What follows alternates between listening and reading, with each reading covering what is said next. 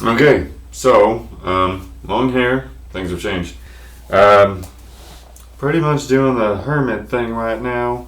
Need a new camera because this one's busted because, well, I stepped on it. Anyways, limitations, twin flames, and the things that we need to focus on. So, a lot of twin flames, like I kind of dropped off of it because, uh, my twin flame kind of, is still running, still being still blaming me for everything instead of taking responsibility for his own actions. So, that's fine, whatever. No longer my problem. He's never coming back. We're never going to talk because, oh yeah, I'm the guy who's bad. He gets physical with someone, has an altercation, treats them like shit, cheats on his girlfriend, all these different things, but I'm the bad guy. I'm the one who caused all the problems. I'm the drama queen, the bipolar person, I'm this, I'm this, I'm this. Now, what does that have to do with anything? Well, first off, if you are a twin flame and you are single, then you need to realize that the whole purpose of the meeting was to awaken you, which I'm pretty sure some of the twin flame people have said in the past, but we need to reiterate this because a lot of people don't kind of pay attention. They look at the loss, they stick to the loss, they don't stick to what made them change, they don't stick to what it initially started. Now, limiting is also a mental thing and an emotional thing. It's like I've been saying to you guys, you need to start doing the work. You need to start finding a way to get into your unconscious and deal with your shit. Because what you don't realize is how much limitation you have in your life day to day with your thoughts. Now, as I've said in the past, if you can put this as the root cause and then, somewhere like up here, there's all this other nebulous stuff, like, you need to look at the things that are going on. You need to look at why your, world is like this. Some of you might be like this. Some of you might be like this. If it's like this, then you're probably doing a lot better than the average person. But for a lot of people, it's, this. You get up, you go to work, you come home, you do your home thing, and then you go to bed. You don't really interact with the world at large outside of, the social network that you've created. And for most people, as we get older, the social network gets smaller, which is again the limitation and need to do the work. Now, more than anything, we're looking at what Rumi said. Our purpose is not to find love, but to actually remove all the barriers to love, because at that point, love finds us. So I have been basically living in the freedom of criticism, even though I know I still have some critical issues in my own right. But 40 years of living with criticism, and it's going to take a while to kind of undo all of it. But what I am doing is I'm finally finishing up my book by getting to the heart of my negativity. I have realized with the Reiki that everything has a point. Everything comes in, like, we're born with this consciousness is going to die when I die. My soul, however, will change into someone new. That is the idea of reincarnation. The theory that we only live once is absolute. The thing is that it's based in the ego. Now, by the ego, we're talking about the little child, on a cosmic scale, it's the little child. If you only live once, then everything you experience is only going to be a one-time experience. Now, in the next life, there will be, repetitive patterns, etc., etc., but there will be a whole different way of dealing with the experience, because you will have a new ego. You will have a new sense of who you are. And so, as you progress, you kind of want to get back into the divine purpose, the divine flow, all that fun jazz. And like with Reiki, I've been using the Christ light, because what I want to do is I want to find out the original source of all of my negativity. What experience did I have when I was younger that turned into my first wound, basically, is what I'm looking for, is, the golden fleece, whatever you want to call it. But that's the Holy Grail that I'm looking for at this point, is my original source of negativity. What is the root point? Now, when I'm talking about limitation, we're talking about how that one root point has carried on and affected, 35 years of consciousness, maybe more, because it depends on when the root started. But this is what we're doing with ourselves. We're limiting ourselves by, fighting with each other and holding on to the hate. We're limiting ourselves by assuming that the only thing we're here for is to, find a job, and live a modicum of comfort. But reality says otherwise. Reality says we're actually here to embrace everything that we have. See, when we're growing up, we're always told, don't touch, don't touch, don't touch. Well, that starts creating points of limitation, because we start to assume on a mass spectrum, without even realizing it, that by not being able to touch, suddenly, we can't touch this. So therefore, certain other things become more limited, because out of that don't touch creates a belief system. Out of that belief system creates the idea that, my camera's going wonky. But anyways, it creates the idea of limitation from the point of don't touch. Don't experience something. Don't feel it. Don't taste it. Don't, embrace it. Don't absorb it. Don't touch it.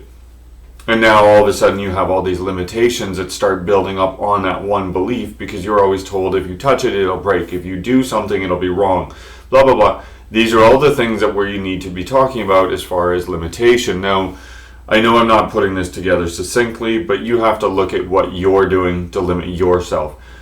Are you in the same pattern? Are you constantly doing the same thing? If you're in the same pattern doing the same thing, then you've limited yourself, and you need to find out what the root source of that limitation is. Now, me personally being in Edmonton and doing what I've been doing for the last 6 years, and healing and all of the stuff that, basically, Spirit said to me that you have to move back to Edmonton, and in this time you get to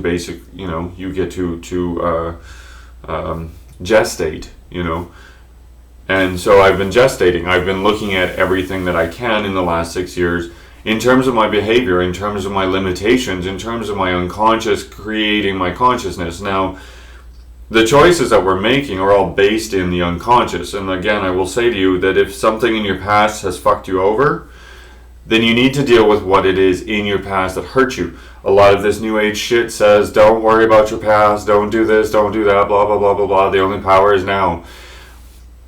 The only power is now, but in that now, you have access to the past. You have access to figuring out what it is that's tripping you up, what it is that's preventing you from living the lifestyle of Donald Trump, from living the lifestyle of, what's her name? Brad Pitt's, Angelina Jolie, Brad Pitt, all these people. You look at celebrities and you think, oh gosh, wow, that's fabulous, that's exciting, that's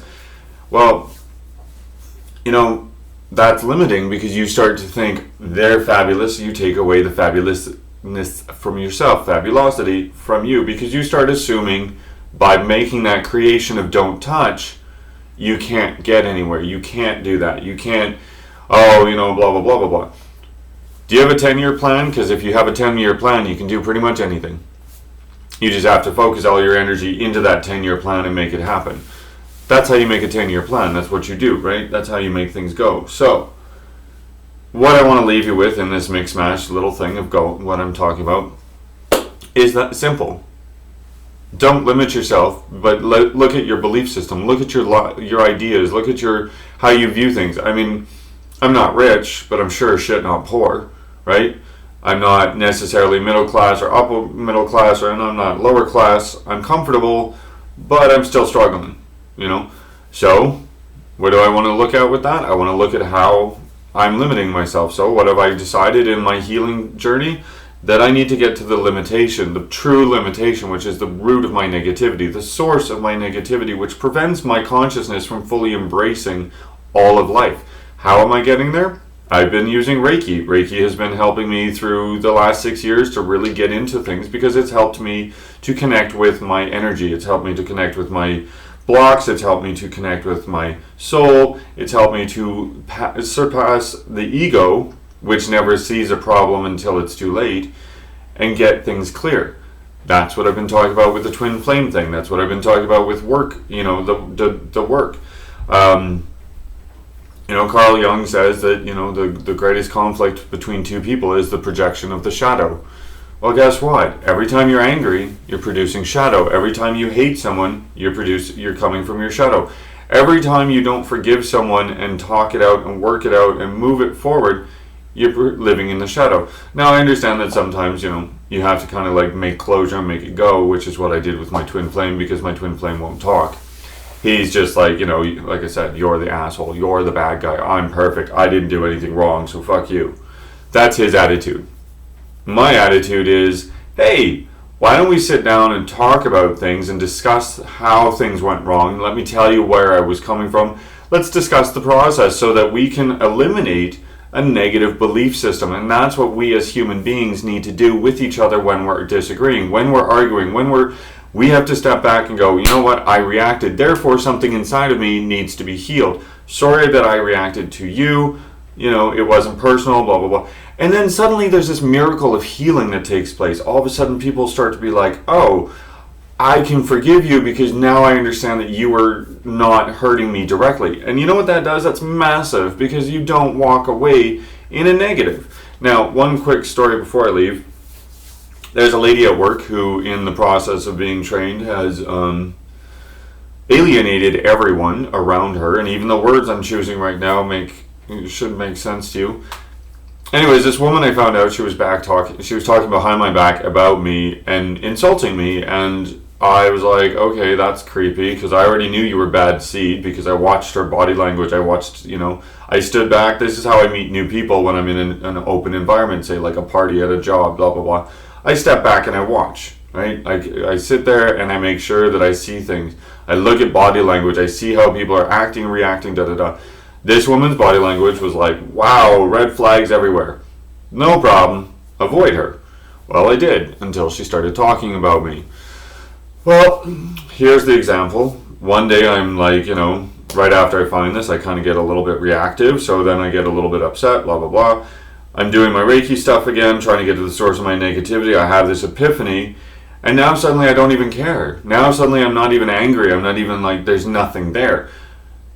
This woman doesn't incite anything in me, because I recognize that finally this external people don't affect me.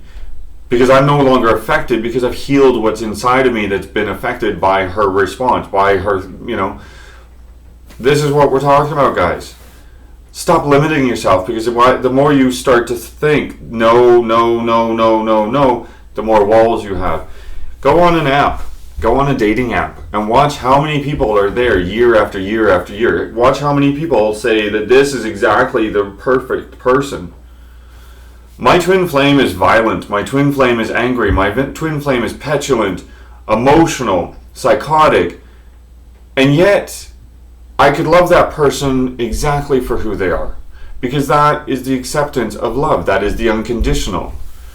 So maybe we should start being unconditional within, so we can start being unconditional without.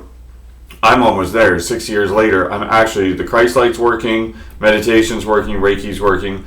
I have a system that makes people come back to the love, come back to it without ever fearing it's ever going to go away again, because you deal with what's up here, which opens up what's in here, which then creates all of what's out here. So if we could get out of the negative thinking, which is our limitations, that'd be great. Anyways, I will be hopefully back more later, in the future. I am starting to plan things in my head of what to talk about. So, and I gotta get my do fixed, because this whole, that weird parting system, the short hair, ugh. I gotta figure out what's cool and hip, because 5 years ago when I started wearing this haircut, everybody was like, ew! And now everybody in my city has this haircut. It's like, oh my god, you people are losers. But that's the point of limitation. We say no to what we don't like, and then suddenly, somehow, because mass consciousness decides it's cool, then we allow ourselves. How hard is it to be a rebel? How hard is it to stand on your own? It can't be that hard, can it? I don't know personally, because I've always been a loner. I've always been a rebel. I've always said, fuck whatever. So, whatever. I'm just trying to get you guys to the same point.